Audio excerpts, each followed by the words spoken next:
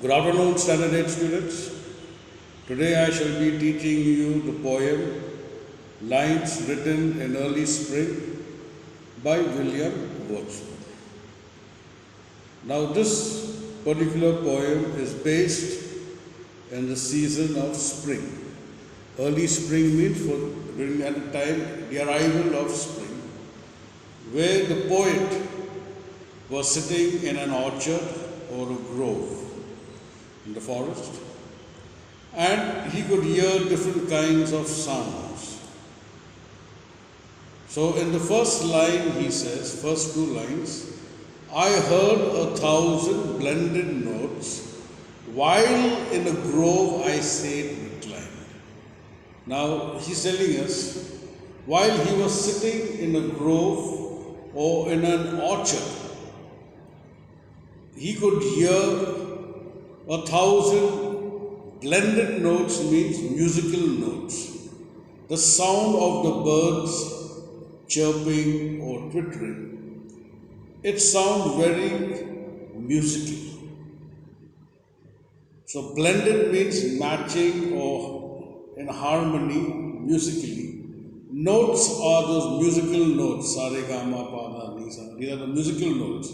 So the sound that was coming was more musical. The chirping of the birds, or the twittering of the birds, or the humming of the birds. So there were various sounds around him that sounded very musically. So automatically he was in a cheerful mood, he was in a happy mood. And good things was playing in his mind, pleasant thoughts. And in that pleasant thoughts, even some sad thoughts came into his mind. Suddenly he began to think of something that had made him feel very sad. So again I will explain. I heard 1,000 blended notes. What did the poet hear? He heard the sound or some musical sound that was being produced near him while he sat in a grove. Sat is an old English form for sat. Okay, so he sat reclined means he was half sitting and half in a lying down position. Means he was very relaxed. In that sweet mood means he was in a good and cheerful or in a happy mood when pleasant thoughts bring sad thoughts in my mind.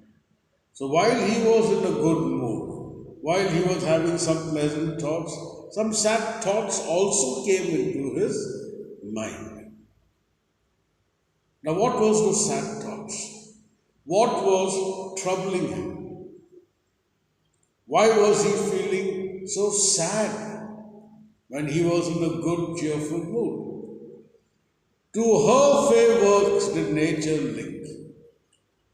Now, nature had linked the human soul or man. Link means there is a bond between man and nature.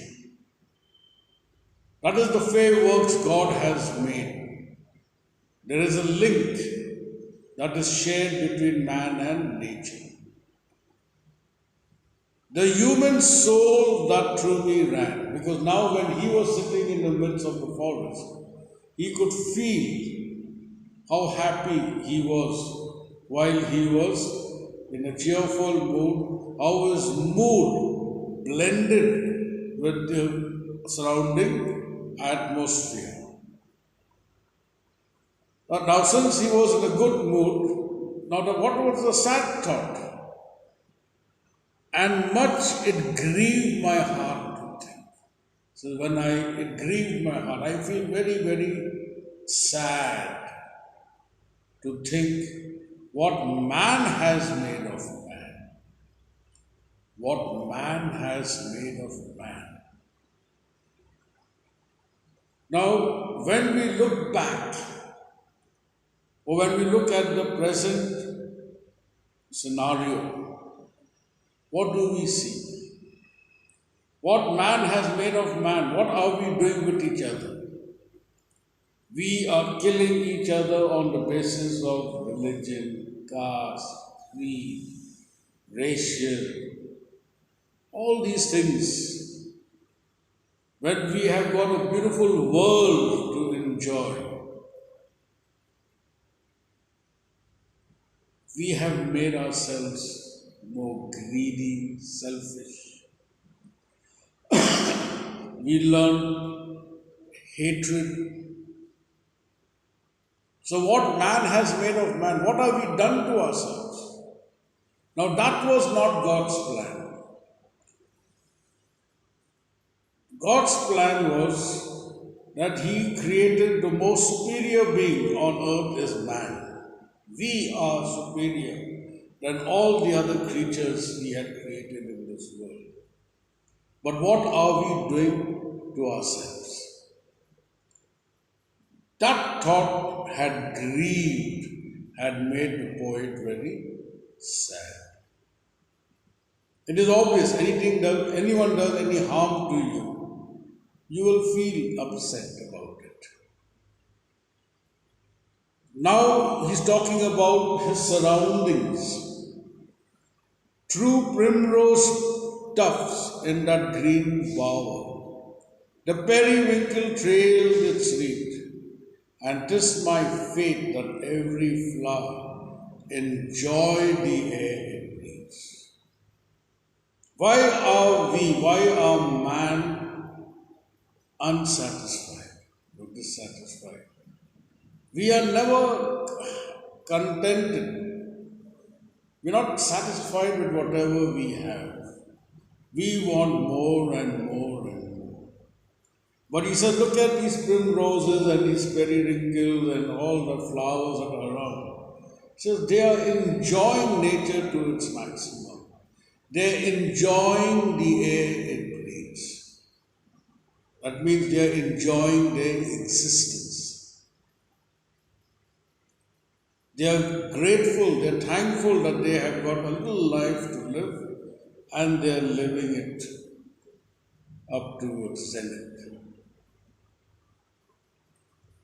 He says, the birds around me hopped and played. Even the birds, they were hopping and playing around. He says, their thoughts I cannot measure. I cannot explain the happy thoughts that were in their mind. They were just enjoying their life. They were hopping and playing. Okay, because there was happiness in them. But the least motion which they made, even if they just moved slowly, enjoy, it seemed a thrill of pleasure. So every step they took, or every hop, there was pleasure in it. They enjoyed doing it. They enjoyed hopping, playing, moving around, looking for food, pecking. And you can make out, he said, I cannot explain, I cannot imagine how happy they seem. And we bring the house down if the food is not up to our likings. We are very choosy. The kind of clothes we wear, the kind of food we eat, the kind of people we meet, everything it should be pleasing to me. But I fail to blend myself or adjust myself to the other environment that is there around me. And that is the sadness, because I'm only thinking about myself. How happy I can be with whatever I get or whatever I want, it should be given to me. So he's talking about a creature, these birds, these flowers, the twigs, everything are enjoying nature to its maximum, except us, man.